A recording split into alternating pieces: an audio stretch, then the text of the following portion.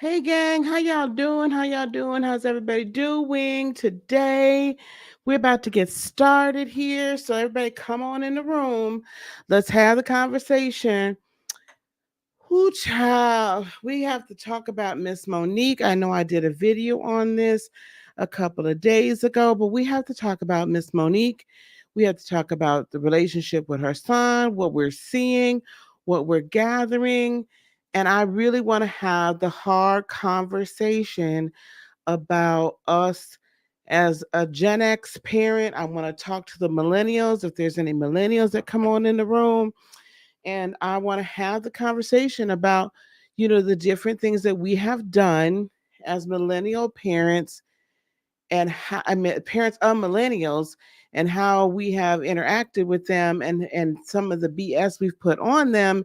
And let's talk about keep holding us accountable.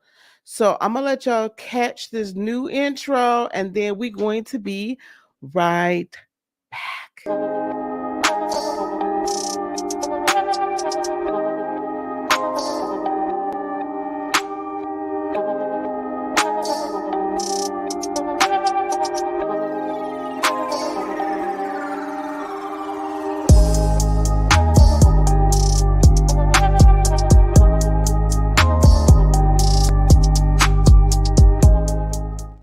All right, all right, all right, all right. So I want to say hello to everyone. Thank you for being here. I know it's going to take a minute for the YouTube algorithm to kick in to let everybody know to come on in the room. I appreciate y'all.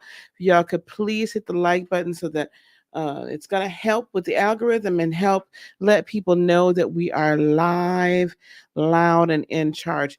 Back here, oh goodness, y'all, I just did a master class and I had my whole information back there.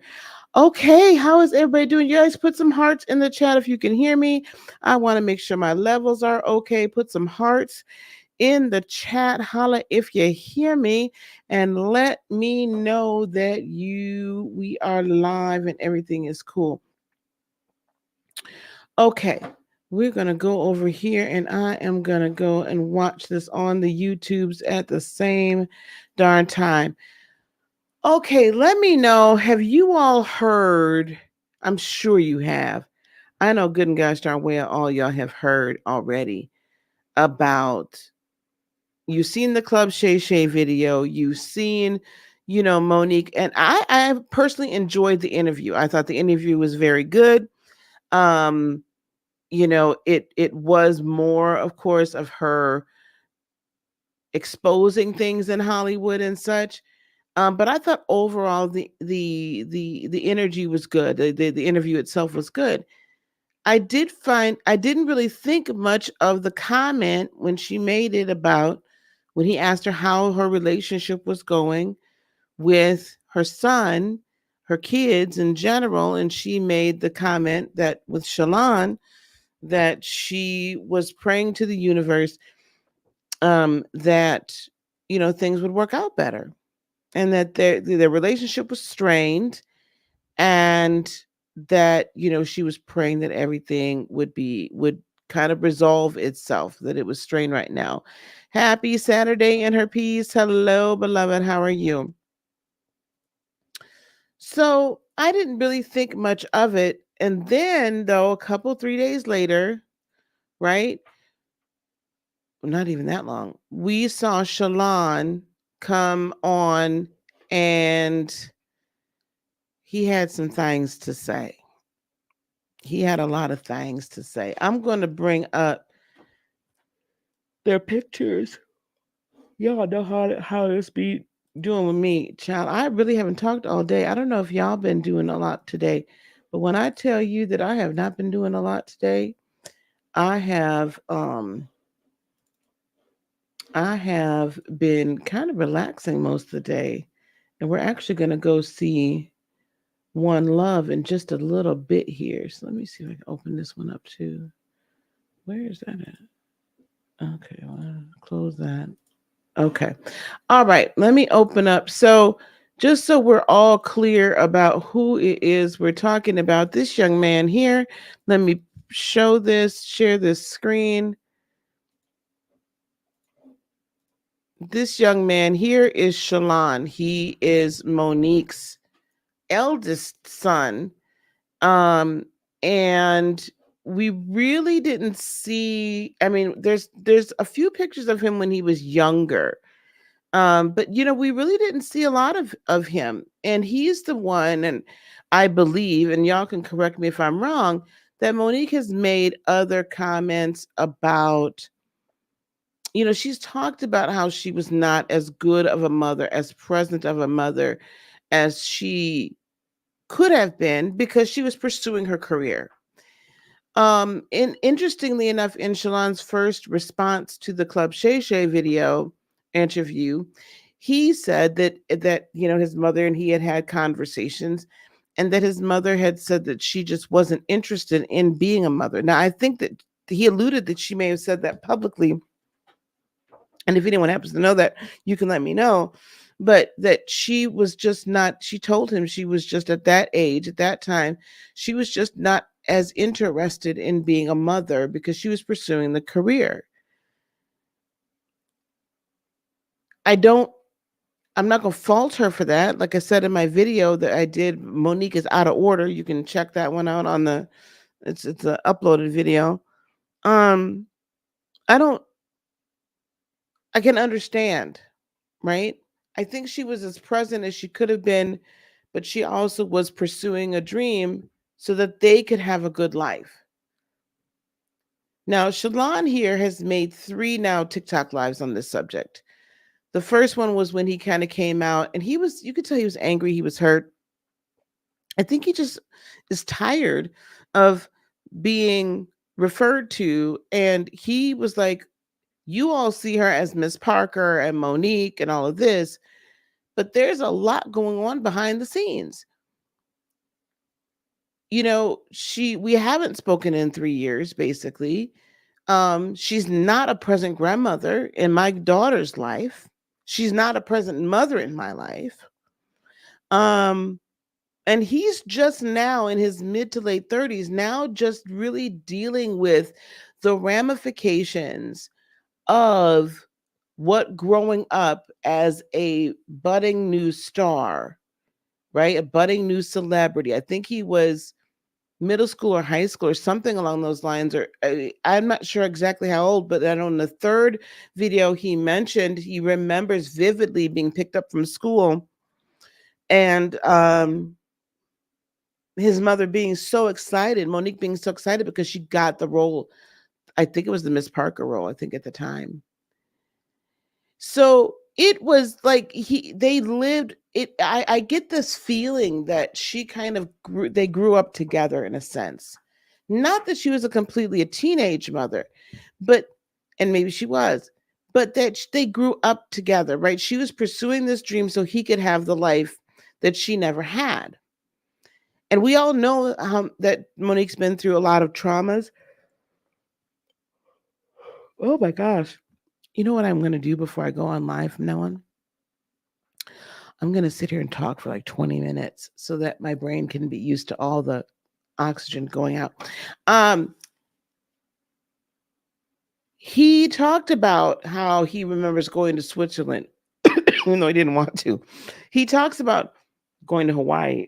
He talks about, he's even said, I don't feel that I am a victim or that I've been through a lot, that I had a horrible childhood.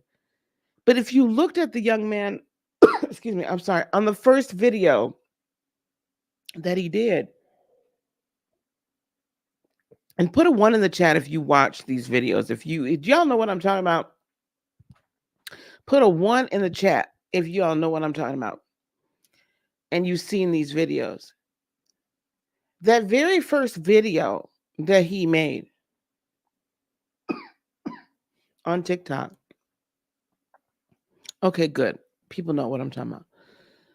That very first video he made, he could tell he was hurt. You could tell there was a lot of pain in him. And I'm going to say all three videos. There is a lot of pain in this young man. He is not a young man. I mean, he's made it through. But he's still hurt, and he's just now really dealing with that now that he has a daughter. And he sees his mother in his daughter. He sees her vivacious personality. He sees how she's so charismatic. He sees that she's really amazing on stage. He sees all of these things. He sees his mother in his daughter, and he says he loves his mother. He's proud of his mother. They just have no relationship. And he's going to continue to tell his daughter about his mother and who she is. Now, I don't know about you all, but to me, that sounds like a very hurt person, right? That sounds like a very, very hurt person. Now, I'm sure that y'all know who Monique is, but I'm still going to put this up because there's a few things that I want us to think about when we look at Monique here. Now, this is Monique in all her glory. I think this was the first appearance she made after the DL Hughley big blow up and all of that jazz was going on. If I'm not mistaken, this was one of the first appearances that she made shortly thereafter. And this could be on the Dark Matter tour, but I believe this is one of those first ones, right? Monique has been through a lot. She's been through trauma. She's been through, family trauma. As a lot of you probably know, she was improperly touched repeatedly by her own brother. I don't know if there's any existing really relationship between her and her mother and her family. It doesn't sound like it. She was with Shalon's father at, a relatively young age. And Shalon's father, I found out, is a journalist. I also find that very interesting. So very, well educated, all of that. And I have written out for Monique, right? I'm like, okay, you were mistreated by Oprah. You were mistreated by Tyler Perry. You've been mistreated by this, that, the fourth, and the fifth. And I kept writing out for Monique. I even understood what she was talking about when she was talking about boycotting Netflix, that certain other, comedians, female comedians get a certain amount of money, and that, she's far and away got way more accolades than they do, and then she doesn't get the same amount of funds for stand-up. I understood all of that. I felt terrible for her when she got blackballed. Happy Saturday, Anastasia. Hello, happy Saturday. But I'm going to tell you, with this situation with her son, I'm going to tell you what really ripped it for me was when her and her husband, now it's cool for her and Sydney to get up and talk. But when she allowed Sydney to talk for her in regard to her own son, it was already bad enough because she's always having Sydney talk for her. And I don't want to hear in the chat down, but I mean, you can say what you want to say. It's a free country. You got the First Amendment rights. But it's not going to meet too well with too good of response if I see, well, that's what a husband's supposed to do. No, that's not. Just because you get married doesn't mean you lose your voice. And if you get married, if when you do get married, you do lose your voice, then that's a toxic relationship. That there's something really, really, really, really, really wrong here. Because just because you get married to somebody doesn't mean that you cease to exist. It doesn't mean that your brain ceases to function. It doesn't mean that your mouth ceases to be able to move. It does not. What's interesting to me as well is with this situation, he's not the one making. He's not even the breadwinner. Now, I'm not trying to be a strong black woman and saying I don't need no man. That's not what I'm saying here.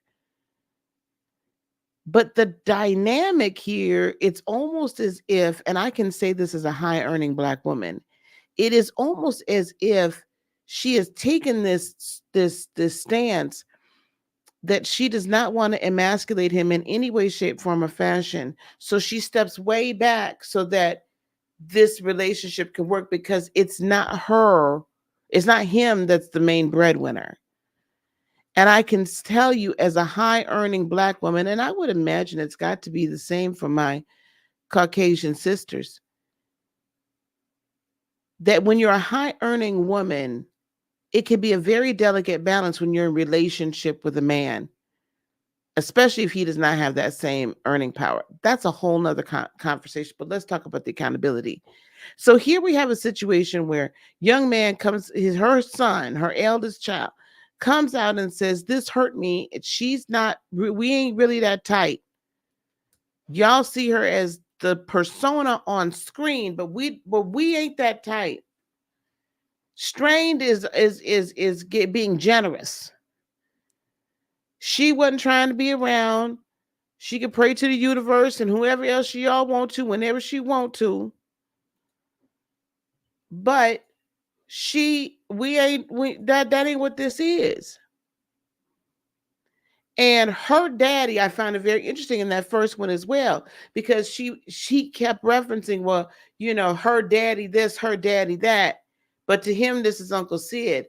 Now, my understanding is Uncle Sid was going to, from his words, this young man's words, Shalon's words, he recounts Uncle Sid coming to like parent-teacher conferences and stuff in high school. So it appears to me that Uncle Sid had a little bit more to do with the raising of him than I thought originally. But I don't know how many of y'all, I said this to a friend of mine. I'm a woman of a certain age. I think Monique and I are close in the same age. I feel, let me see. How old is Monique? She's 56. Okay. I'm 55. She's 56. She just turned 56. So we're to say, well, she's like 7 months older than me. I'll be 56 in July. So we're the same age. When we was coming up, if it was Uncle so-and-so, that was who we were sleeping with. We were dating either openly or on the down low. Usually if it was Uncle so-and-so, that was probably on the down low. Now, I don't know if that is the same thing for any of y'all. Do y'all remember that in my age group, and I'm sure we may have used it to our millennial children. Can somebody put a yes in the chat? Do y'all remember, was that a thing for y'all too? Do y'all remember that? Uncle so-and-so, you knew that there was a dating situation going on. Somebody, you know what I'm saying? That was a sleeping in my bed situation. So for him to be, and it doesn't have to be, they could have been completely platonic.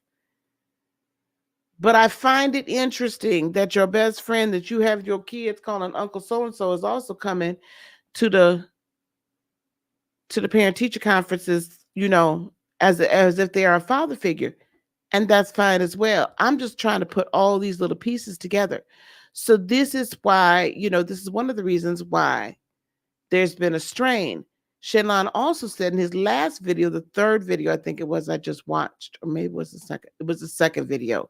He said that everything, hey, T2, how you doing, my friend? Y'all be sure to go check his channel out. Um, he also said in the second video or the third that the relationship between his mother got even more strained once Uncle Sid and her started dating. Now, I don't know. I'm not saying that this is for sure. I am just saying observationally and being in the same age group. And we are both women of a certain age. She's 56, I'm 56. I will be 56 in July. She just turned 56 in December. She's a Sagittarius. I'm a Cancer. So I need to say full stop, open, there's nothing against Sagittarius. Baby, Cancers and Sagittarians don't typically get along too well. And her son is a Cancer. We need stability. We need love. We value home and family over everything. Our relationship with our parents is very important to us. Our relationship with our children is very important to us. In fact, we take all relationships very, very seriously and very, very much to heart. Now, my good friend, Mr. AT2, is a Sagittarian, so we're not going to do too much on them. He's a different bit of a Sagittarian. But, he's a different ilk, okay? And we'll talk about the astrology another time. But my point is that sometimes Sagittarians can be a little over the top, self-absorbed, but that's also what makes them funny. That's also what makes them fantastic motivators, that they are just so gregarious. They're so out here, right? Like they bring everybody in and they can convince you of things. They're very good motivational, inspirational speakers and salespeople. So Simone says exactly the two of them are friends. This is my understanding as well. But what I'm trying to understand is, at what point did Daddy come out the way and Uncle Sid was there the whole time? At what point, I get that you may have called him Uncle Sid because he was close to your father. And I also understand how you could continue to call him that. But it appears to me that this man was in his life, that he was a significant part of her life, because they remained best friends after evidently this split between her and Shalon's father. And so, listen, I'm just saying, if you had asked me this and this person wasn't famous and we was just sitting down having a conversation, I'd be like, oh, well, they've been doing the, what the Watusi, they've been having adult time for a long time. And maybe not, but it would appear to me, right, that could potentially be the case. Sagittarius can be sociopathic. Listen, we could be some passive aggressive heifers too. Jennifer says, I remember my mom calling her lovers Uncle so-and-so. Yes. Until this day, they still reference themselves this way. I'm 41, but mine would have been 57 years. Yes. I understand. Absolutely. See, I'm not the only one. The play uncle was mom's boyfriend. Okay. See, there we go. I'm a Sag and I very much value my family. I understand that. I'm not saying all Sagittarians. There's a lot to do. There's a lot. Your moon sign and all that also has a huge effect on there. There's just some very overt Sagittarian traits that come out. And that is liking to be on stage, liking to be known, that kind of thing. And being very much like the team player and being very much the protector and all of that in a lot of situations. I'm just saying, Sagittarians and Cancerians, we have a different way of coming at things, And sometimes that kind of that fire that just goes all over the place, right? Because you guys get lit up about stuff real fast, and it's great. You get inspired about things real fast. But sometimes all of that back and forth, that mutable fire, the mutable passions, the changeable passions, sometimes for us can be a little much. And it just is. Because we're like kind of more like still water, even though we will start stuff, but we're water. That would change to that Uncle Sid becoming daddy. Exactly. Cancer moon and Cancer rising, married to a Sag. Christina, we got to talk. How does that work? How is that, baby? Wow, that I want to know how that is. We're gonna have an astrology chat. So anyway, let me get back to this. So there's a lot that went on. Oh, Christina said horribly. Oh, that's right, baby. I'm so sorry. So there's all this trauma. There's all of this, right? Going on. This young man also said that a lot of different people raised him. He was house to house, right? He lived in a lot of different places. But the one constant that he wanted was his mom. And she wasn't there. Now, I'm wondering, I don't know, I've never spoken to Monique. It feels to me like all of this, right, has roots in her childhood. And because of that, she did not know how to parent. Now, kids don't come with handbooks. They don't come with guides. I wish they did. I really wish they did, but they don't come with guides.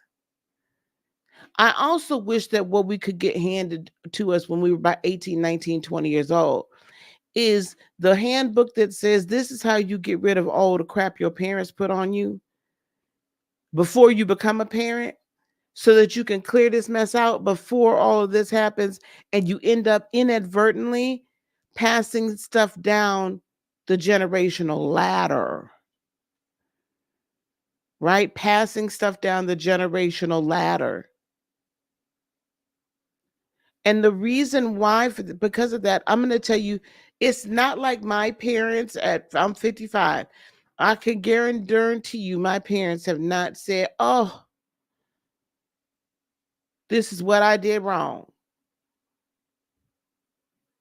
Oh God, I started a whole. Can we let's table that to the side for just a second, okay, guys? We'll have an astrological conversation and I'll explain that. Let's just table it for just a minute, okay? So you and I get along, AT2. And siblings is different, but not necessarily. But again, there's a lot of stuff that goes in there. Okay, let's get back to the point at hand, because my stance is that Monique has not taken accountability. She's not taken accountability. And this situation with her son has actually shown me I'm now questioning how much accountability she has in every other relationship, interpersonal relationship. Why is it that everyone now, at some point, where everyone is all saying this is a problem, there might be a problem. And I don't think she means for there to be a problem. I think personally, she is a product of her upbringing and unhealed wounds that now have carried forward all the way through her adult life.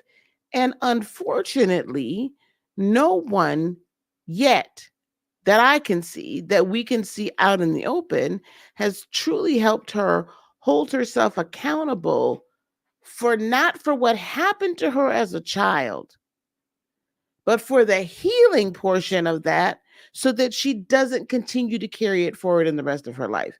Now, I found an interesting article.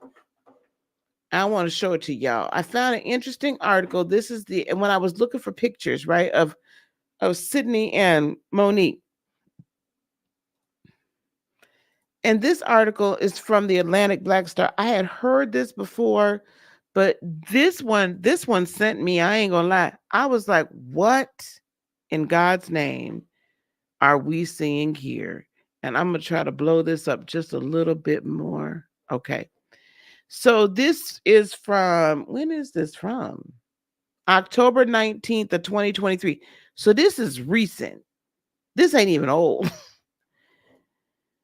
He's raising me. Monique says she calls her husband daddy because her father stopped giving her what she needed at 13.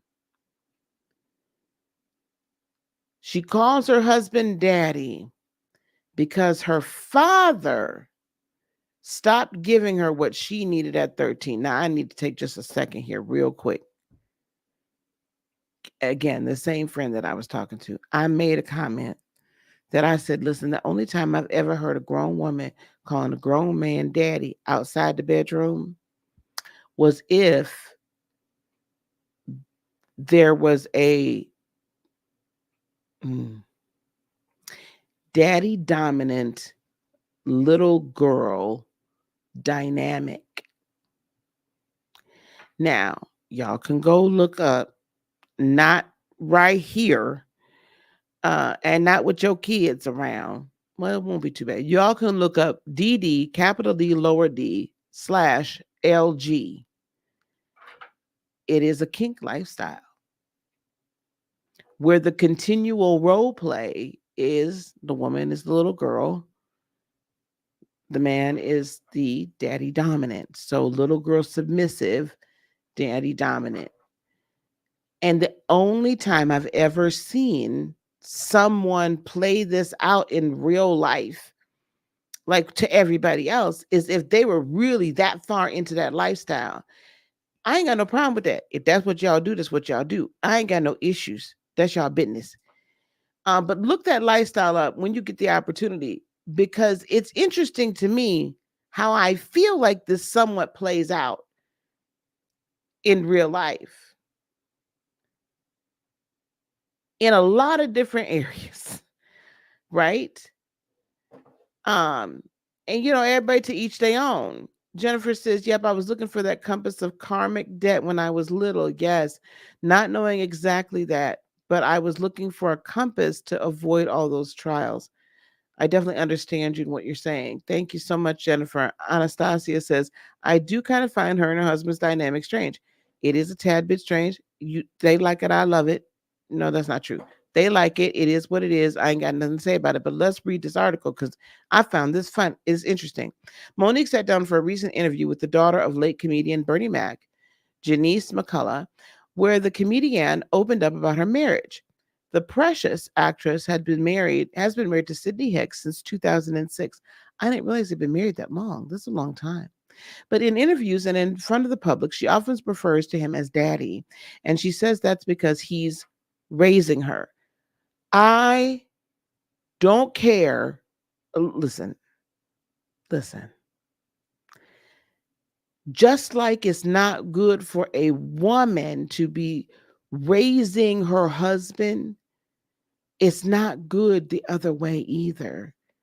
You two are supposed to be two adults coming into union to become as one. Now, I'm going to tie this all back to the not taking accountability with her son in just a second. It ain't going to take me long, y'all. I ain't going to keep y'all long on a Saturday. Here's the picture I had pulled. On the Bernie's Daughter podcast, Monique unapologetically spoke about their union and how her husband has helped her grow into a place of maturity. Okay. She began sharing that women today are taught that a man can't do nothing for you without six figures, which some would describe as a high value man. I will agree with her on saying that. That's what we're taught. I don't believe that, but that's what we're taught. Some of us. The Queen's a comedy star said growing up, her mother loved her to the point that she thought she could do no wrong. Well, I think I can it can end the whole conversation right here because her mother never made her take any accountability. And here we go. As for Hicks, she explained that he loved her unconditionally, even through her mental illness, as a man of integrity and honor. I honor you for that. Wonderful. My husband, my best friend, my brother. He has had all these hats, she continued. And a lot of Black women would say, why do you call him daddy? Because he's raising me. He is raising me. My father probably stopped giving me what I needed when I was around 13 years old. And you all check this out. So now you got a woman that's 13, and now I'm 35, I guess, when they got together. I've got a bunch of money, what we consider to be a bunch of money. Let me just be real clear about that. And now I got this money, and now I'm taking care of everybody. Who's going to check me, boo? Who's going to make me grow up? So what we can see right here already is that she was not, yes, she was completely disinterested in being a mother because she had not had her own childhood. And she was still a very immature, rich person, and just was like, well, I'm taking care of everybody anyway. I pay the cost to be the boss. I can do what I want to. I can do that. It doesn't matter. That Shalon should be happy with all the trinkets and the this and the that and the right, the trips and da. The Parker star went on to say that the two have been best friends since they were teenagers. Okay, so they were friends. Okay. She added that Hicks is humble and has never raised his voice at her, but he will tell her when something is unacceptable. Uh uh uh uh uh uh uh. No, no, ma'am, no, sir. When is he telling her that something's unacceptable? When?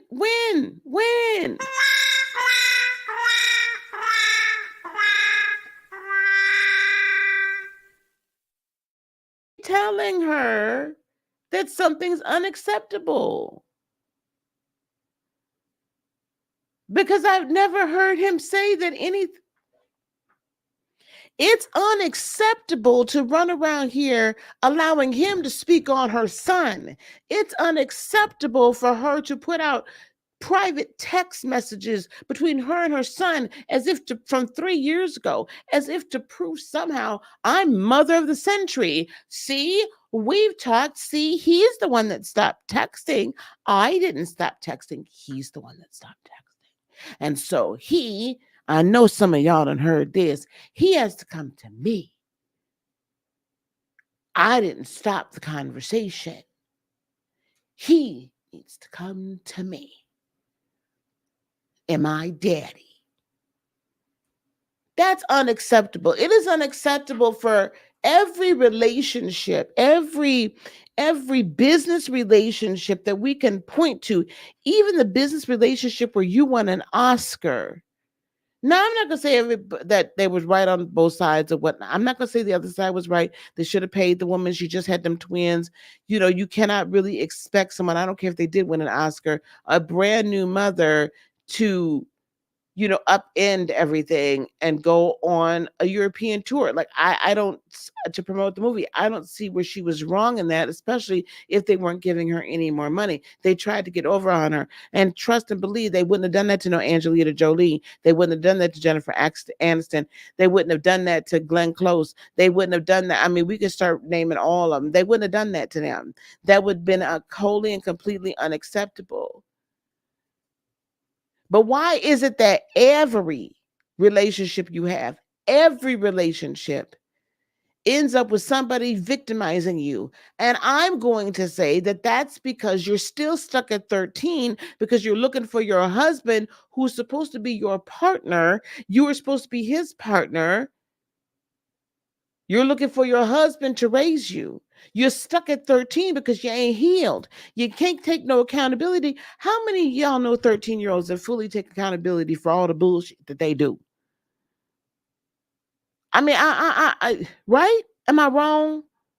How many of y'all that have raised children or have nieces and nephews or little cousins or whatever? How many of y'all, them 13-year-olds, take responsibility for a darn thing until forced to? I mean, if that's y'all, I want y'all to tell me that, please, because I ain't met one yet that takes full accountability for oneself. That's what the parent is supposed to be teaching the child, how to take accountability. She had no capability of taking accountability for anything because she got away with everything her whole entire life. I'm gonna lay this right on out for y'all. I know y'all wasn't expecting this today, but that just pissed me off. I had not read this yet. That just pissed me off. So, because your father was not in your life, your mother overcompensated, which we can do. It can happen. We overcompensate for what the other parent doesn't do, right? Because we feel guilty because the other parent isn't in our child's life. When that is that other parent's choice, not ours. The responsibility we had was who we chose to lay down with. That's that, full stop. That's it. So if you didn't figure out they was crazy or deranged or they was ain't ish people, that's completely on you, and you and your child gonna have to deal with that at some point. However, that's still responsibility of that other parent to be in that child's life. So Mama Monique gave her everything, let her get away with everything. She could do no wrong, whatnot. Then by the time she's 35,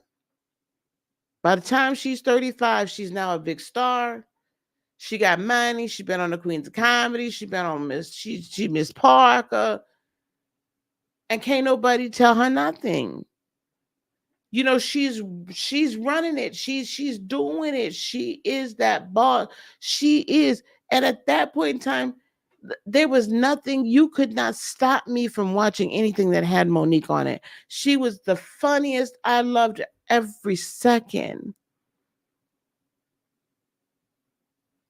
Here we go. This is ridiculous. It was my husband that grew me up.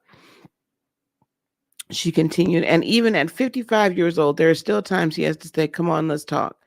And I'm grateful for that because it makes me a better mother. It makes me a better friend. It makes me a better entertainer. And they look happy. I'm happy for them. This is not the first time Monique has addressed her husband's daddy title, but after a clip of her interview with McCullough, fans are still taken aback by the explanation. "The he's raising me took me out," replied one fan. Another said, "I know a few women who call their husbands daddy.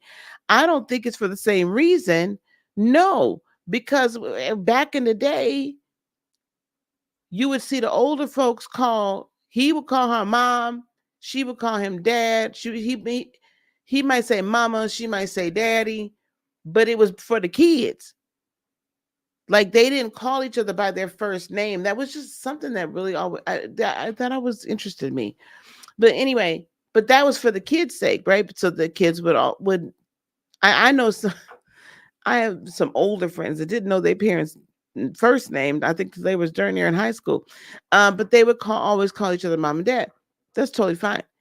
I don't think for the same reason, but their marriages have and are lasting longer than others. So whatever works for your marriage, so be it. And again, that's totally fine. But this concept of him raising you, that's weirdly incestuous.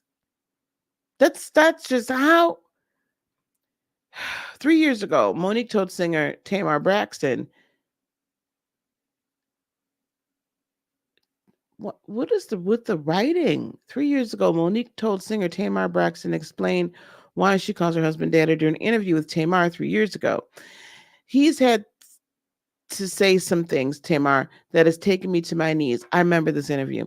And then he'll pick me up and say, "Is anything I'm saying to you not true?" And I'll say, "Even everything you're saying to me is true," said Monique on Braxton's Under Construction podcast.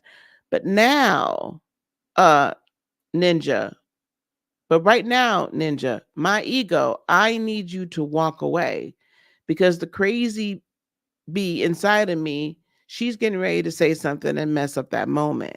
She added, when you got a king, he got to prepare you to be the queen. Monique and Hicks share twin boys, Jonathan and David Hicks, who were born in 2005.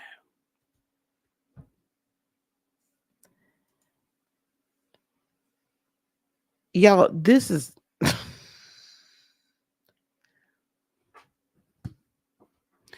Monique's not taking accountability for anything at this point. She's letting her husband speak on her son's mental illness. Maybe that man did not want his mental illness put out here. Nobody really knew who he was. He's flying under the radar. He's putting out there that they gave him a down payment on his vehicle. This is all of this. For what? To prove that you're right? When you're not right, you're wrong and strong in it. You are wrong and strong and standing in your ish. Baby, you wrong and strong and standing in your ish when you have no right to. The fact that she is not healed, she's not grown, she's not matured. I don't know if y'all see these videos that they put out. That does not look like a mature woman sitting on that couch. That looks like a child, a teenager with her father.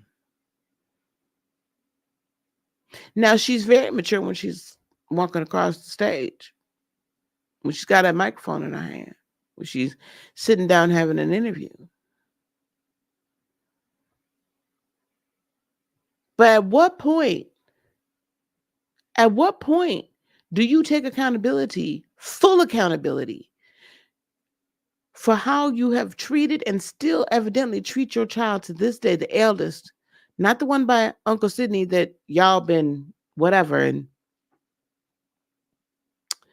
I find it very hard to believe that y'all were friends since school, high school, and y'all never did anything the entire time until y'all started dating. That just is beyond my comprehension right now.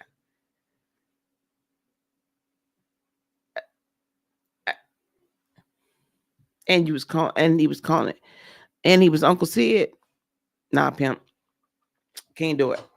Nah, nah, no. But anyway, that takes me clean out right there. But the fact I can understand, I can understand how your father not giving you what you needed or stop giving it to you by the time you're 13, your mother letting you run roughshod over everything and everyone, how that can stop your maturity at 13, but you're grown. So at some point you have to take accountability for what do you do as a grown person? How do you seek out your healing? How do you seek out your transformation? How do you seek out the forgiveness of father, of mother, of self, of all these things so that you can grow into the woman that you were meant to be? Instead of skirting all around it and then blaming everybody else for everything. That's not how this goes. That just sent me, like, I don't even understand that concept. How do you have your husband raising you? What planet does that work? On what planet is that healthy? And I am standing long and strong in this one. I'm standing 10 toes down in this one. She's not being held accountable. Because she is no mother that is an accountable mother that is able to be self-reflective and say, you know what? I effed up. I effed up. Here, and here. And now my child's hurting. And I didn't realize my child was still hurting. I'm going to my child. I'm going to call my child. I'm going to text my child. If I got to DM him on TikTok, damn it, I'm going to do that. I'm going to choose to be in relationship with that child's offspring, with that grandchild. She got other grandkids and she's just running around acting like this one don't exist. What? But that's taking accountability? No, no, no, no, no, no, no. Gen X mothers and fathers, we got to do better. We got to look at the BS that we put our kids through. And if you haven't done it already, you need to talk to them about it and see how they're feeling. How are they doing? How did these things affect their lives? You got to be real with yourself. Now, I started that process a long time ago when the kids were teenagers, and my daddy thought I was crazy. What are you baptizing them kids for? Because, damn it, I screwed up. And I knew I screwed. You know what I'm saying? I knew that there was things that I could have done better, and I wanted to come to them as teenagers and say, "Hey, this is where I really feel I messed up. What do you think?" You know, and that the first time I did, they was like, "Is this a trick question? Am I about to get the beat down? Like, can I?" I'm like, "No, no, you can answer it. Ain't nobody finna get hit." You know. And then they got used to that. Now they never were disrespectful, and to this day, they are almost 35, almost 34, and almost 31. To this day, they are not disrespectful. They know, though, that we can have conversations about their childhood and their upbringing, and we can have the real talk. It can be brought up now both ways, especially with my son, because he's raising children now. So we can have those talks. And I can own whatever I did. And then they own the BS that they may have done. You know what I'm saying? But we have the accountability talks. They are accountable in their own lives. That's what that teaches them, to be very accountable. It's a blessing that this young man is accountable. But I really, if Shalon were to ever hear this, you have been through some trauma. It might not be to the same degree as others or your mother or whatever, but that's not the point.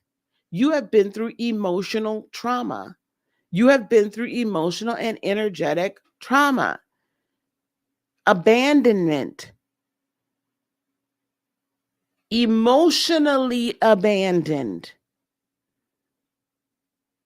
And there's going to be times in your life that you're going to have to revisit this and heal some more and heal some more and heal some more. You can't just throw it under the rug. You can't just say, "Praise Jesus, I'm just going to give it over to the Holy Ghost. I'm giving it to God." No, you deal with it.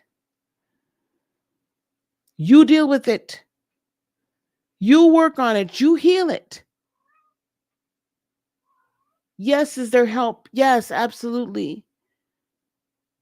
But you don't just you know what you do when you do that? You do this. You do this daddy mess. Oh, well, he's raising me. What? Where they do that at? I'm confused.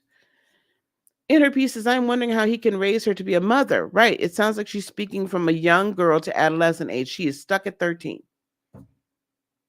Incapable of taking full responsibility and accountability.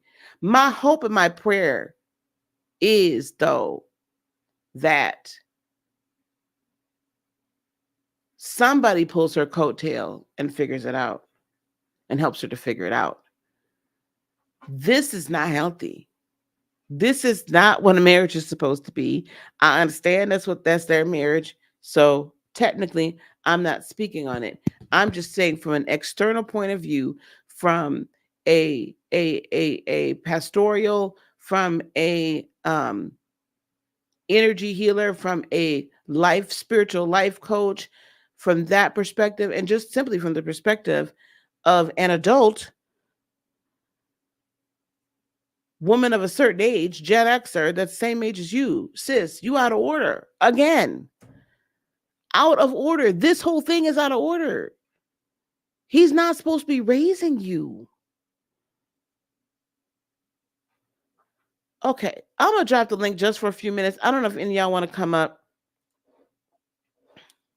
I'm gonna drop the link just for a few minutes, and then I'm gonna scooch on out of here, y'all. Cause my daughter and I finna go see One Love in just a little bit. She'll be home. She's taking a notary class. So I'm really proud of her for this. She'll be a notary by the time she comes back. Pretty sure. So I don't know if any of y'all want to join the conversation. And I'm gonna tell y'all don't come up here. I'm gonna be out of here in a few minutes. Um, I was supposed to be doing a members only live today, but I did this one instead. We're gonna come live tomorrow. I have probably a very deep conversation to have tomorrow. And I'm not sure how to have that conversation. I'll give you a hint. Everybody, even the people that are my faves, your faves, everybody's faves, there's a lot of exposure that's being done. A lot of people's dirty laundry is being aired. And I kind of want to have the conversation tomorrow. What do we do when people air the dirty laundry? How do we handle both parties? How do we remove the mote out of our eye so that we can see and help the other? Oh my goodness, I didn't know you were here. Hey Perp, how you doing, honey? Ooh, there we go. Hey Perp. You're on mute, beloved.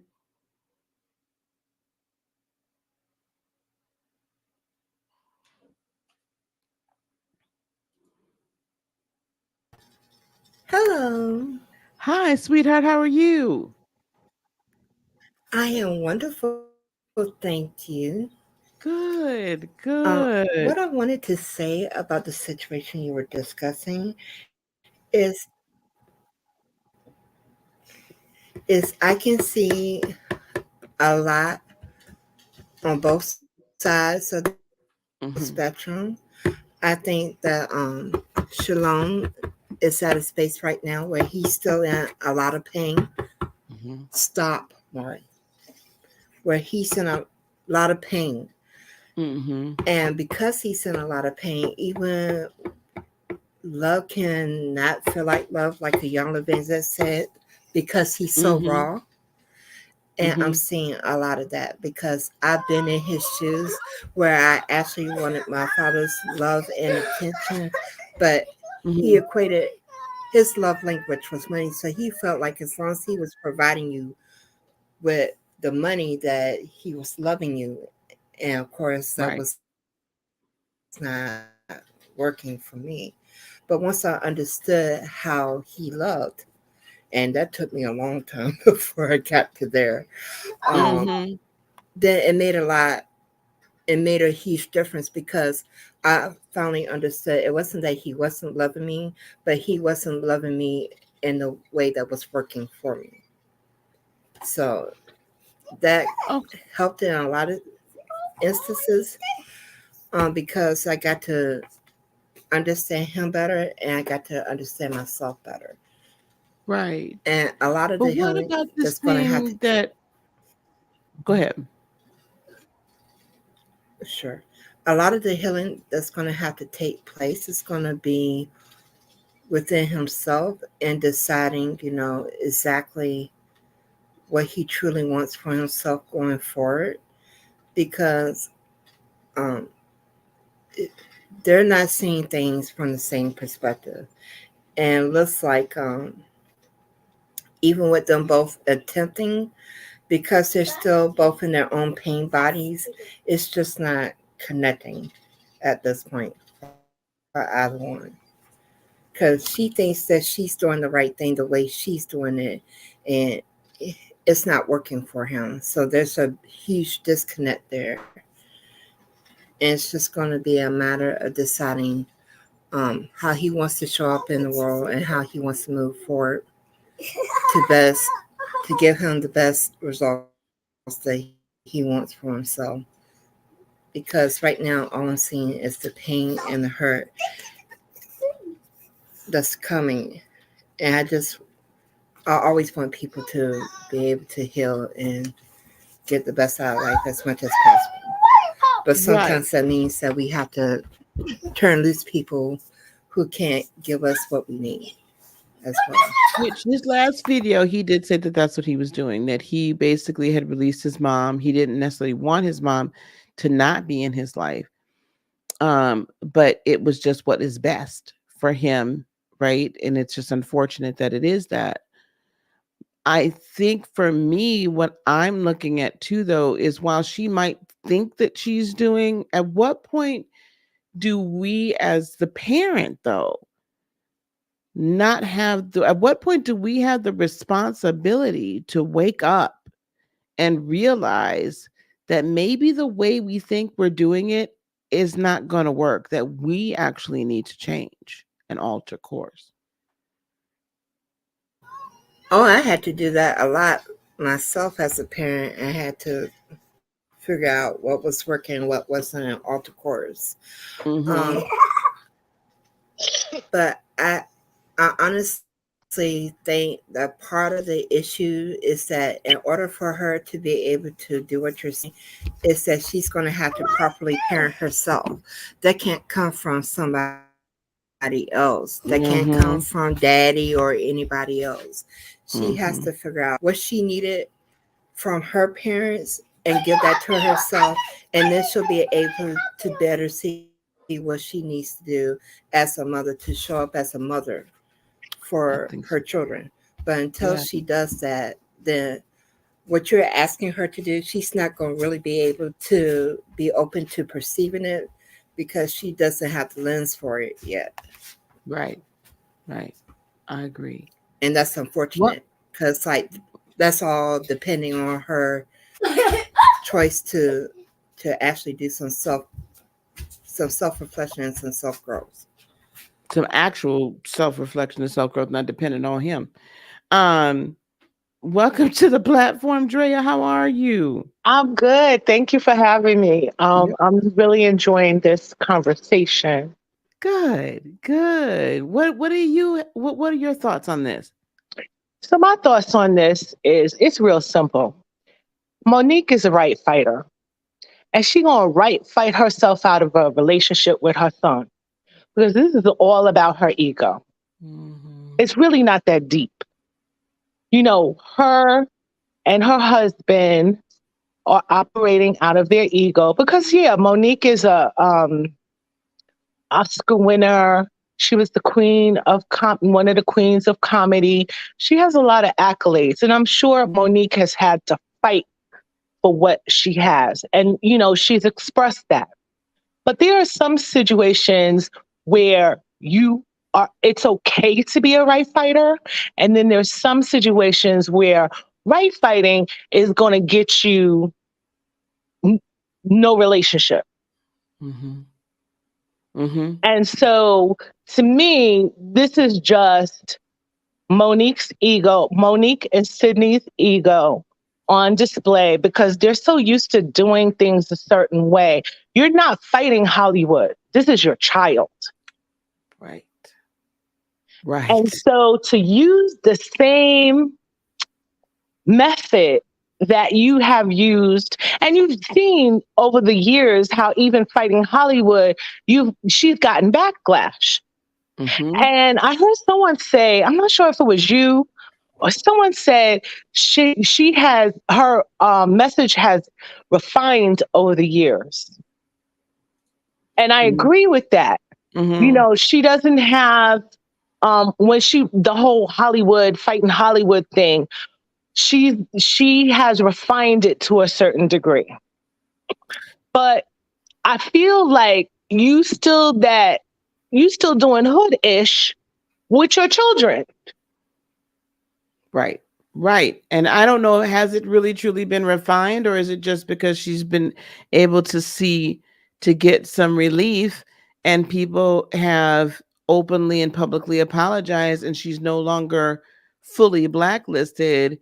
Is that really refined, or did she didn't need to fight as much or Right. be as loud about things? I'm not trying to diss her or not give her her props, but I have to take the totality now, especially with this. Like, I was willing to say it's fine to be, what you were doing. Like, I'm 155% behind you. Right. But now when I see you, as you so eloquently said, using the same tactics with your child, this Right. child came from your body. Right. And you have a whole grandchild that you don't even have a relationship with, sis. Like that's just all problematic to me. And here's the other thing for me, and I had to, in my mind, I had to, learn stop how to, two things can be correct at the same time. Yeah. Monique could have had this situation in Hollywood, and Monique could be a horrible mother to her son. Yeah. So there's to me there's no perfect victim. Right. So Monique has her issues. And I just think, she's so concerned about being right Yep. that she's not even hearing what her son is saying. Because the first time that Sydney, shaped his lips to make a response for Monique, you out of line. You out of line. And yet, I think there's a larger conversation that it shouldn't really be just about Monique. Because the truth of the matter is, this happens in a lot of households to a Yes. certain degree. Yes. So before we out there talking about Monique, turn around and look at yourself. Because there's a whole lot of women out there who will throw their children under the bus for a man. Well, that was what I was hoping to get to, is having that other conversation too. To me, this is a case study, right? Exactly. This is a case study. And we just can get to, that's why I like talking about some of these hot topics that are going on in the world, because it is a case study, right? Mm-hmm. So we're gonna bring all the smoke. Hello, how are you, sweetheart? I'm good, Auntie. How you been? Oh, I've been wonderful, thank you. Working hard over here. You look Um, good. I also want to bring this in her piece. It appears that both parties should release the mother-son roles and begin building together as humans, with the hope of getting to the mother-son relationship. I like that take, and I'll tell you why. Sorry, meant to do this over here. Because when my mother and I were not able to be in mother-daughter relationship, I relaxed that, because my auntie, who was alive at the time, was just like, she's just not capable right now because of her own healing process to be to you what you need as a mother. And so it was beautiful, because then there were other women that were able to step in, not replace, but stand in that gap, at least until we could get to the point, which we are now, where we're in a mother-daughter relationship, but it's more defined on the terms that both of us, right, can work with. And it's not, I'm not looking for the same thing I was looking for, but that took me to release the childhood, the teenage Lisa, and be the adult woman, and now see my mother as a woman too. So hopefully, I do like that aspect. I really do. All the smoke. What do you have to what are your thoughts on this? Well, I mean, now I can understand why she won all those accolades for Precious playing Ooh. Mary Jones. Oh my God. She wasn't that far removed from the character. She didn't have to reach far to access those emotions and do the things that she did in that movie based on how she reacts with her son. Monique slash Mary Jones, they feel like they're one and the same. And this is not trying to be me, but I was just like, I watched the videos of her son, and I actually watched the first video. It's like his issue was not with the fact that Monique was not a loving mother all the time, or she hasn't contributed to his life. His issue was that she is not seeking the reconciliation that she's putting out there to y'all. And he hasn't said anything for a long time. And we could probably go through the Rolodex over the last 10, 15 years of where Monique has talked about her relationship with her son, and he's kept quiet. But the minute he speaks his truth, it's a problem. And then when she did that video, you proved his point of like, I know how you're going to respond. You're going to respond by Uncle Daddy and let him do all the talking for you. And to be quite honest, and y'all said it right, two things to be same race. Like, yes, there could be real issues in Hollywood with her and Oprah, but I'm looking like, Monique, you're also the common denominator in all of the chaos and dysfunction in your career and in your life. So when is there a point where you look at yourself in the mirror and be like, okay, the way I've been doing stuff for the past 50 or so years, it hasn't been working in my professional or personal life. So how can I look inward and be like, what do I need to adjust and change? And the putting up the text messages, that was just nasty work across the board. Across the board. I didn't even know it had happened. I'm sitting here doing my thing, creating my little master class that I was getting ready to do. And my daughter, who's down here in Greensboro, she texts me. She's like, "Ma, have you seen those text messages Monique dropped?" I was like, "Girl, what are you talking about?" She's like, "Girl, go over to that IG." I went to the IGs. I said, "Oh my God. No, she didn't." Like that, I I I had Out no of order. words. I had no words. I had no words. There's no reason why we should know that that young man had, or maybe he does still now, that man has some sort of hyper sweating disorder. What? I was already mad enough that Sydney, I refuse it. Ugh. Uncle Daddy. Sydney said something about his mental illness and then put all the business out. Well, we went and bought our grandbaby, blah blah blah, or we did for his daughter and stuff. You ain't getting no cookie for that because that's what you're supposed to do. You know what I'm saying? Like that's just what we do as a grandparent. You can miss me with that. And then, or we gave him this and we gave him that. And so what? And As that, adult parents, yeah. we love the fact, I love the fact that I'm able to do for my children. If they need something, I wasn't able to do that for them as kids, right? We was just fighting for our life, child. So now that, it's different and the money is flowing a little different and all that kind of stuff. I love being able to do those things. And I would never, ever in 5 million years put my kids what I do for them on Front Street. Ever. And Ever. Not to try to hold it over their head. yeah. And the healing, I think that people need to understand. Now, I don't think any of us here are talking about the healing as if, like, we're not saying this is all her fault per se, but at some point, you need to look at your adult life and say, these are patterns that are repeating. Mm-hmm. And what's true is, while opposites attract, it's really opposites of the same coin attract. So, what energy are you putting out in the universe that's bringing all this bullshit to you? Iyanla Van Zandt said it best. She said, if it's in your life, it's there by energetic Ooh, invitation. And not only that, I'll be very honest, and people have mm-hmm. said this about like And Monique here's the being her answer to psychic. that: it's that Hold on, fireball energy because Perp, one she's a second. Hold on, Perp. Sagittarius. Yeah, and so and basically, I'm sorry. oh no, I'm sorry. Yeah, so basically, I honestly think there's something true saying that husband, as soon as he came into the picture, so to speak, that's when everything like Monique is a problem. And it's like, I don't think Monique is the problem because people said, we're willing to meet with you.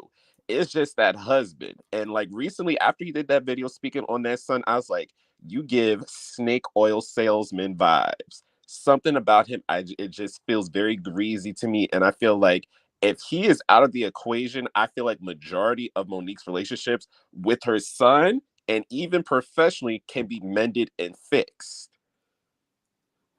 Oh, I'm gonna tell you what that brings up for me. We're gonna let Perp speak, but I'm gonna tell you what that brings up for me because that's that high earning female to not so high earning male dynamic that sometimes cannot be navigated well. Perp, what did you have to add to this, my dear? My apologies. No, you're fine. What I would say is that it's that fireball energy that's coming and is burning down every freaking thing because she has not learned how to manage her fire and it's wreaking havoc. And I'll respectfully give a different perspective on what he said about getting rid of the husband. Getting rid of the husband isn't going to do anything because the husband is a manifestation of what was going on inside of her to begin with. So if we pull the husband away, it's just going to be a different situation to take his place because what manifested the husband in the first place has not been resolved. This Right. is an issue where she has become in the habit of being addicted to being the warrior. Everything doesn't need a fight. And even warriors get warriors fatigue. She hasn't gotten to the point where she's tired of fighting. So as long as she feels like the payoff is good for her to continue the good fight, she's going to stay in it because that's what the fire energy does. It likes to burn, it'll burn really Burn it bright all and down. really intense until it burns itself out. If Right. if there's no balance brought into that situation. And we're Right. seeing that fire just freaking burn everything. Her son, herself, her her professional career, because it's just a brush fire that has taken over and it has not met any opposition that it can't blaze through yet. But it's going to Mhm. burn out at some point. And my concern is that it's going to burn out with taking her out along with it because she's not understanding the detriment of allowing a fire to go unattended and what that can look like Understood. We're gonna come in back to the that too. aftermath of things. Because once a brush fire has finished this work, the aftermath is devastating. Right, unless it's a healthy fire. Drea. Correct. Yes. So for me, Sydney is a perfect example of toxic masculinity because he's talking about all the things he did, which a lot of men talk about in terms of, I bought you this, I paid for that, and that's how I'm showing love. When the the financial display and the emotional display are two different things. And also with him equating the problems that they're having to the son having mental illness. That is just, oh my God. Too You much. know, if anyone, if I, had to take a gander at anybody being mentally ill, I'd say it was Monique and Sydney. But okay, because this boy is expressing how he feels because she has brought him up time and time again, and he remains solid, and he just, for whatever reason, this was the time for him to go, okay, now I'm done. I'm done with all the shenanigans and the play and let's play pretend. I'm not doing this anymore. Here's my truth. Yeah. And the thing about it is Monique is always quick to talk about her truth, but you can't accept somebody else's truth. And again, I I really want to turn this conversation around to focus on self because this happens every day to one extent or another where there's this disconnect, with our loved ones, with our children, with those that are important to us because listen, I'm a fire sign. I'm Aries. I will scorch the earth and then ask questions later. That's me in my unhealed state. I had to work really damn hard Mm-hmm. on not doing that. Mm-hmm. I had to really go deep into my shadow and work. At one point, I had a spiritual counselor and a mental health counselor Mm-hmm. bookending me Mm-hmm. because I needed that support. So I Right. understand the whole fire sign stuff and blah, blah, blah. Okay, that's nice. The bottom line is you are not demonstrating that you're a good mother because this shouldn't have been what he should have said. Whatever he felt, that's how he felt. Pick up the damn phone and talk to your son. Why Mm-hmm. are we doing this over the internet on social media? Mm-hmm. No other reason that you want to be right. And because if you had the relationship, or even if there was even an open door, which he said in his third video, he doesn't even have her phone number. Or was Oh, it the second wow. video? One of those last two videos, because I watched them both, but I watched them out of order this morning. I watched the third one second and the second one third.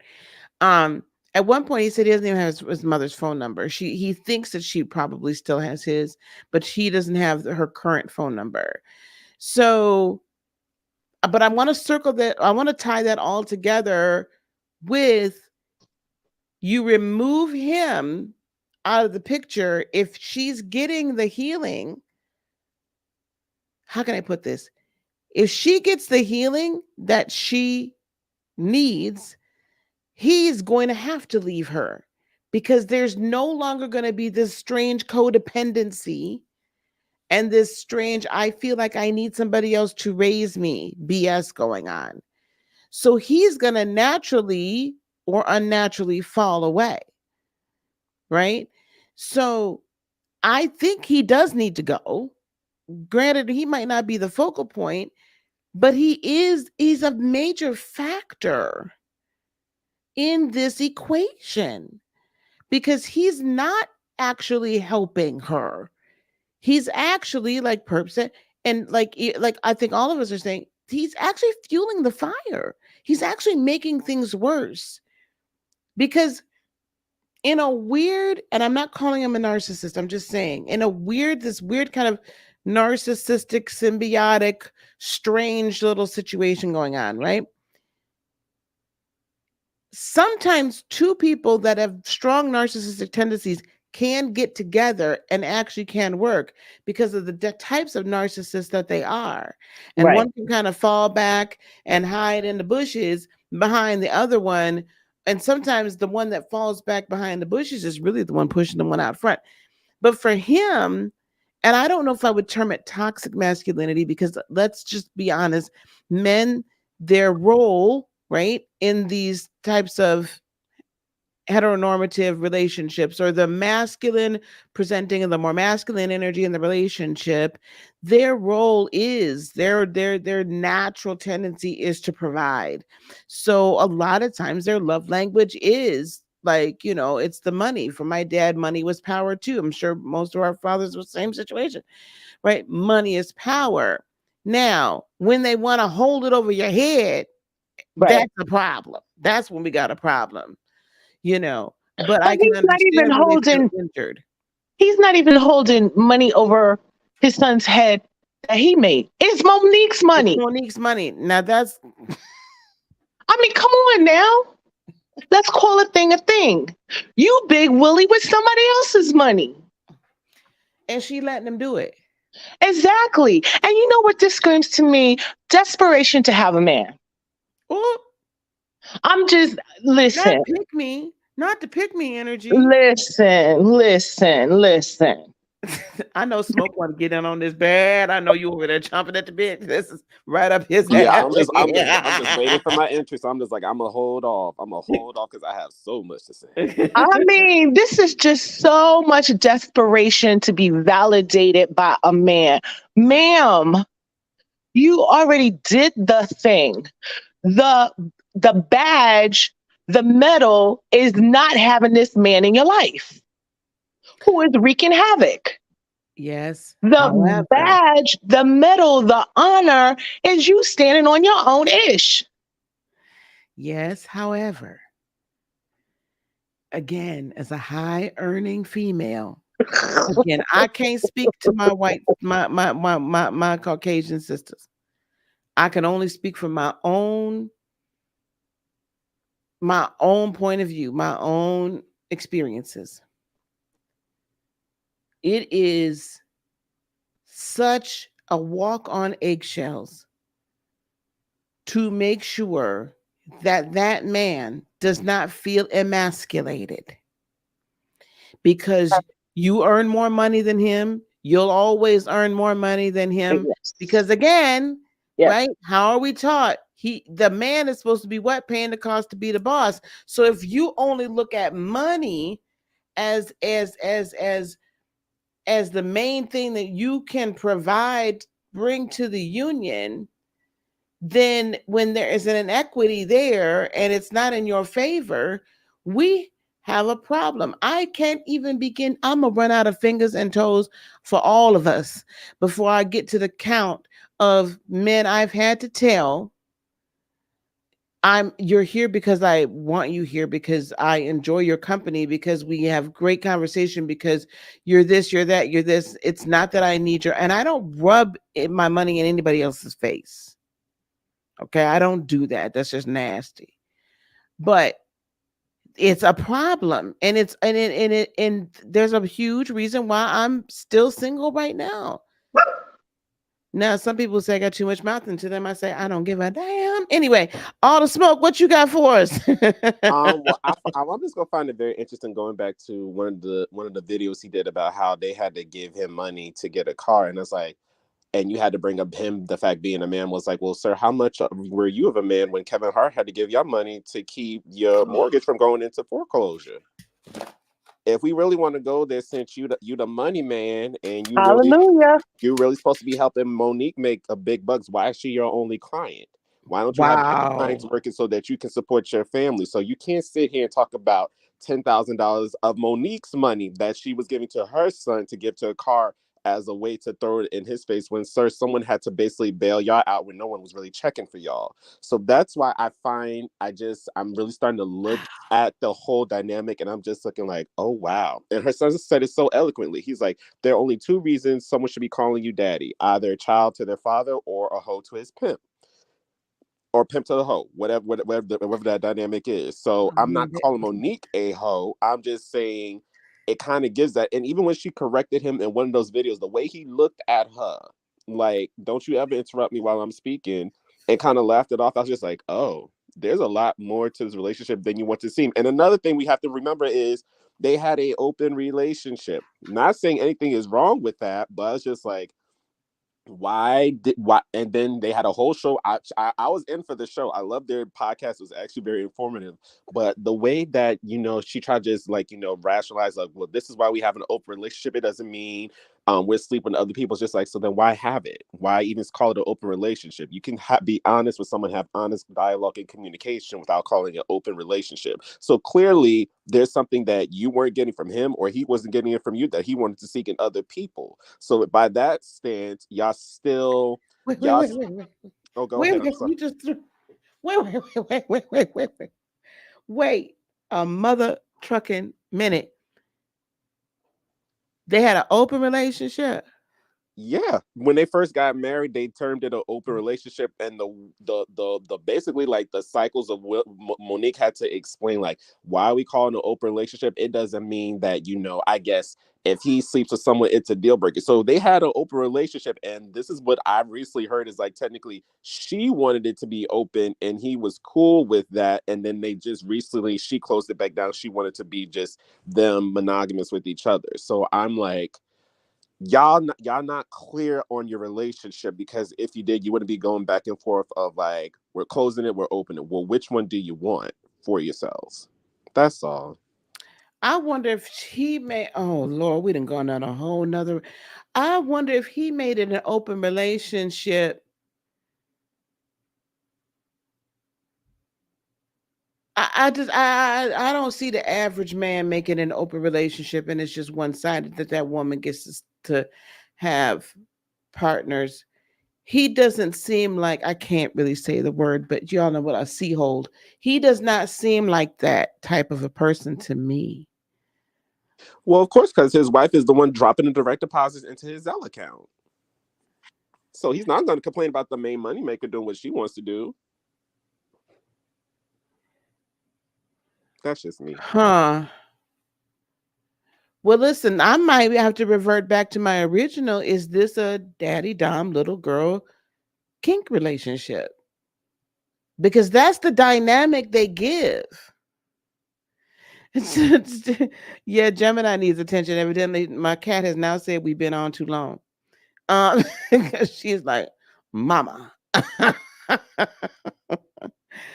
That's wow. Okay, but that aside, that's a whole nother after dark conversation we need to have.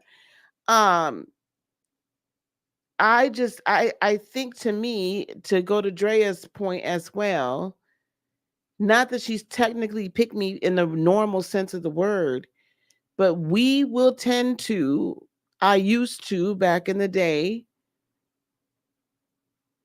put up with a lot of extra stuff.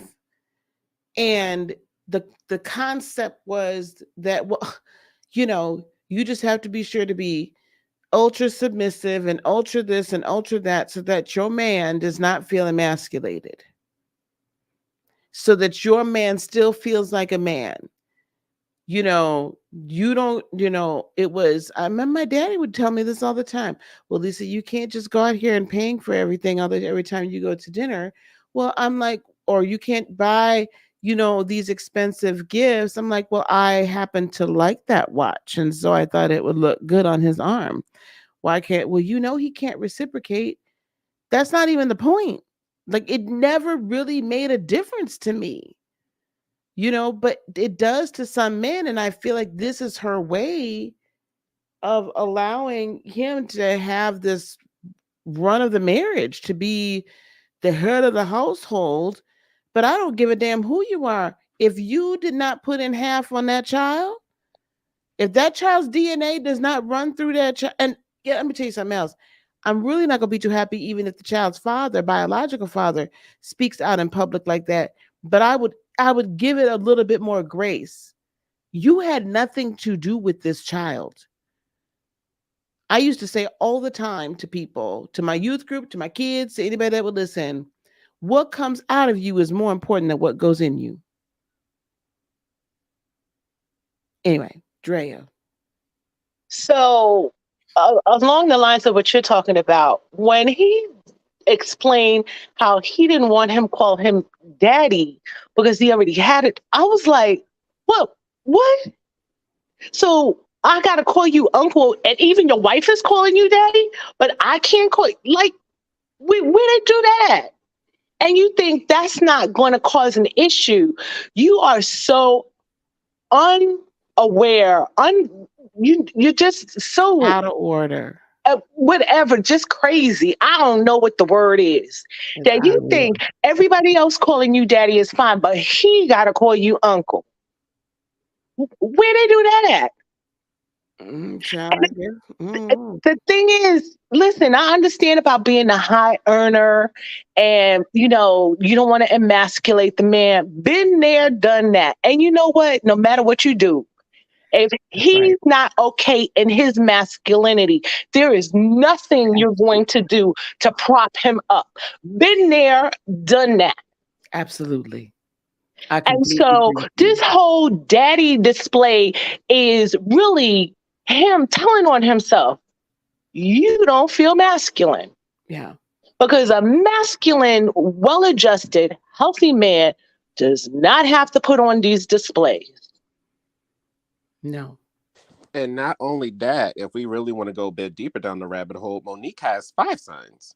There's a one that she doesn't like to mention. So it's not just the three, it's not only their two twins, the one from Sydney's first relationship, and Shalon. There's her, I think he's the one she adopted when she was married to the basketball player or the coach.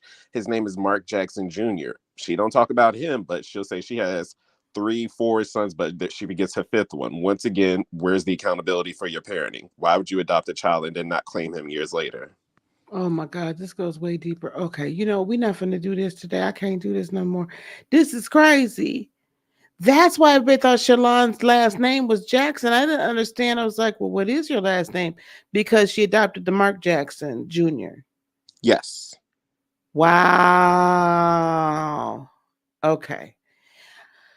Okay. Well, we'll have another further conversation, y'all. I done been on here an hour and a half. We're gonna do this some more because I don't get a chance to do this. I'm gonna bring Drea back up.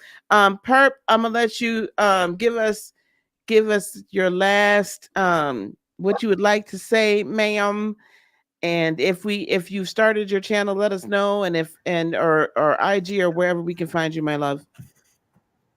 Okay, thanks so much. You can find me on TikTok as Purple Goddess 77, I think it is. Um, but what I would like to say is This is a warning tale to all of you about looking for self validation that can only come from you and other people. Pour into yourself. And like what one of my favorite content creators often says, be good to yourself and you will be good to others.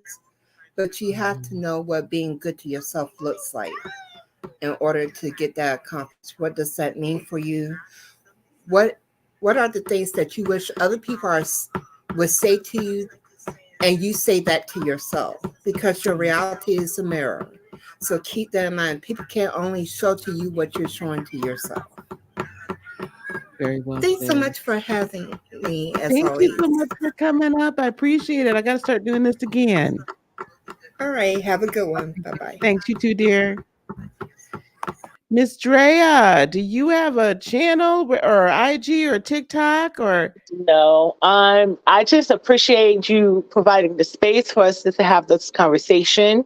And I just hope that this conversation can turn into reflection on self because, Monique is just reflecting back to us what happens. Yeah. It's just, she's out front with it on social media, but that's not to say that this stuff doesn't happen every day in our community. I can't speak about other communities because I'm Black, but I know it happens in the Black community. And Mm-hmm. so I think it's really, she's providing a space for us to have an honest conversation about our relationships. Yeah. And, I appreciate you for providing a space for that. Thank you. Thank you. I appreciate you so much. And I hope you'll come on back and we can do it again. Okay, good. Bye All bye. right. Thank you. Smoke, my dear. I miss you so. Hi, I miss you too. Listen, I've been busy in these streets, so like I don't be coming up on YouTube like I used to, but I be watching y'all and I'll be in the comments and listening, and so I support all of y'all out here doing the darn thing. Well, I appreciate you as well. Have you started your channel? You just kind of running around a little bit still. I'm running around a little bit still because my good friends who have YouTube channels and they're starting to get up there, it's coming with the drama. I was like, do I even really want that in my life? But I'm kind of just like, Mm. I'm like 80% there. I'm really feeling the push. Like I want to talk to an audience or just like have dialogue conversations like how you have here with Yeah, everyone. So like I'm there. So stay tuned. That's all I'll say. Stay tuned. that's awesome. All right, your final thoughts on this subject today? My final thoughts are this. And I had to learn this with my dad because I had a similar relationship where it's like I had my dad there, but it's like I didn't feel like I had a father, I didn't have a daddy. And I Mhm. didn't feel that connection from him. But I've grown to realize through therapy and work on myself, just like people can only give you what they give to themselves or have been given to them. And I had to understand where he was coming from in his upbringing. And it's just like, of course he couldn't give me those things because he did not get them himself. So I was able to like let go of this. And Viola Davis said this, it was so powerful once. And she said, they asked her, why do you forgive? It's just, I forgive to free my life. I don't want to be holding on to some stuff about like what my past was. I had to go through it. That was just my lesson to not be that. And I guess Mhm. just the silver lining this is just looking forward is just like I hope Monique sees the treasure that's right in front of her, the accolades, the money, the house, the cars. And Denzel Washington said it best. You don't see a U-Haul behind a hearse. You can't take that stuff with you. Mm. But what you leave in people while if you go on, what you leave in people, that's important. So I just hope that they get to a place where they can truly mend that bridge and get to a better place where they can, really have a genuine love for each other as a mother son. Because I love my mom, and I was like, this makes me appreciate my mama because we've had our faults, but it's never been that bad where it's just like she didn't really care and she didn't like fight for me. And like I'm a grown man and she still is my mother. She will still be calling me at 5 a.m. Like, I know you out, but when you coming home, I was like, okay, I get it. So like I just hope that Monique and Shalon get to a better place and like win, because like we love Monique. When she's good, but just like this is not giving what she thought it would give. So Right, yeah. right. Well, thank you so much, Smoke. I appreciate you. And when we Thank do you, this Lisa. again, you come on back if you're around here. I'll come on in. All right, take care, Okay, everyone. honey. All Bye. right, hon. Bye. Well, we are getting ready to close it on out. I've been on for a little bit, so I need to get ready to take my daughter to go see One Love. But I appreciate all of you guys being here and having this wonderful conversation. And we're going to be having more of these conversations real soon. Peace, love, blessings, and joy be unto you today, tomorrow, and for all eternity. Oh, don't forget, like, subscribe, and share. Let people know that we're here. We are on the road to 10K.